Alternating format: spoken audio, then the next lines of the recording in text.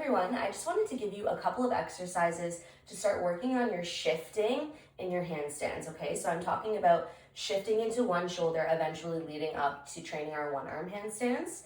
Now, the biggest thing that I usually see with my students, whether I'm teaching dancers, acrobats, or yogis, anyone, okay? Anyone that's trying to learn how to handstand and shift their weight into their one arm, okay? You can start to learn this at the wall, but the biggest thing that I see is that people reach their foot, so then their hip is leaning this way, and then you're in this sort of diagonal position and your hips aren't square anymore. You're in this sort of shift in your rib cage rather than in your shoulders, okay? So a lot of people shift their rib cage, a lot of people shift their hips. So I want you to solely focus on shifting your shoulders. So when we're gonna go into straddle, into our handstand, or you can take one leg bent, you can go into a tuck, diamond, try a couple of positions and see what feels best for you.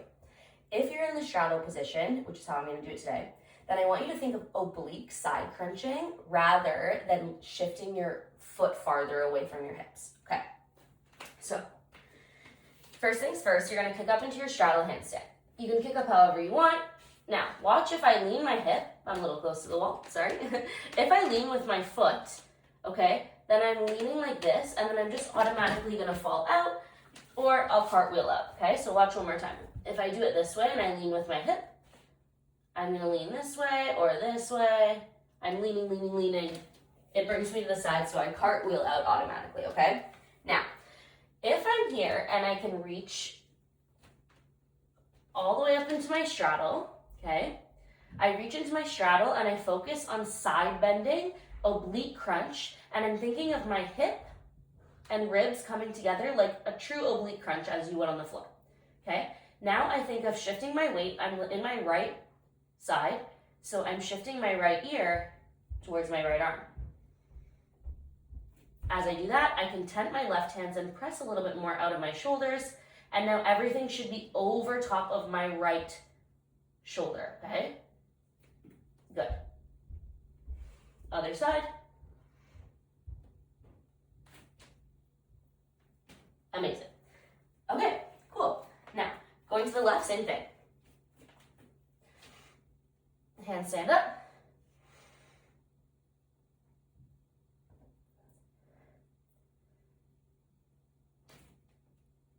And I'm pushing away from my right fingertips. Good. Nice. Okay. Coming in. Something that can make it a little bit easier, okay? It can be easier or harder depending on where your strength is, okay? You can use ankle weights because they're gonna counterbalance your weight. They're gonna pull your weight down naturally rather than pulling away, okay? So, I just use something super light. All right, so you're gonna use something really, really light. I think these are 4 pounds, you can use 2. You don't have to use anything. Yeah? Okay, so, got my ankle weights around my ankles, obviously. Amazing. Then, okay. Oh, my microphone is falling off. Okay. So, if I'm going in with my ankle weights, I'm not gonna press all the way over. I'm just gonna give you a little exercise, okay? So I just want you to think of doing TikToks. So you're leaning, oblique crunch, and center. Oblique crunch.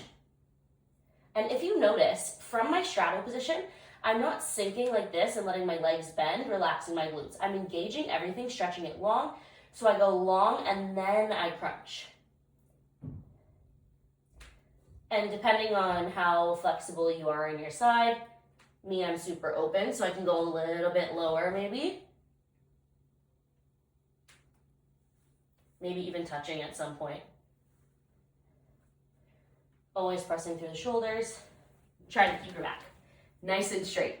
Do not arch. If you arch, you're gonna come off of your center, okay? And if you come off of your center, right away you're gonna either come down naturally through straddle or you're gonna cartwheel out either side, okay? Or you'll go over and do a little front walkover, if you know what those are, if you're a dancer or an acrobat. Okay, so from here, one more little thing, a little bit harder. Now, you can keep the ankle weights on or off, doesn't matter, okay? Up to you. So, you can use the blocks for your handstand. I don't want you to do anything with lifting the hands. I just want you to shift your shoulders. So, before we did the legs, And of course, you can take your ankle weights off if you want. Now, I'm just gonna shift my shoulder this way to the right side. My ear is starting to connect, trying not to touch the wall. And then I am leaning to the left. So this is helping my body understand. I'm just gonna bend my leg here so I don't touch the side. And it's allowing me to understand how to shift my weight. You can even do a tuck, yeah? In my arms and in my legs. Now, the reason that I'm giving you all of these drills, almost gave myself a funny hairstyle there. The reason that I'm giving you all of these little drills and I'm separating them between my legs and my shoulders is because then you're gonna understand how to do that separately. Once your mind and your body understands how to do that separately when you're upside down or in a handstand, it's gonna be way easier to understand how to move all of it in one. If you can do it separately, it feels much better when you try it all together. But if you train it in this type of variation, I personally think that that makes you much stronger, much more aware of your body, especially in a position that you might not be super comfortable in, upside down all the time. Amazing. I hope this helps. Let me know.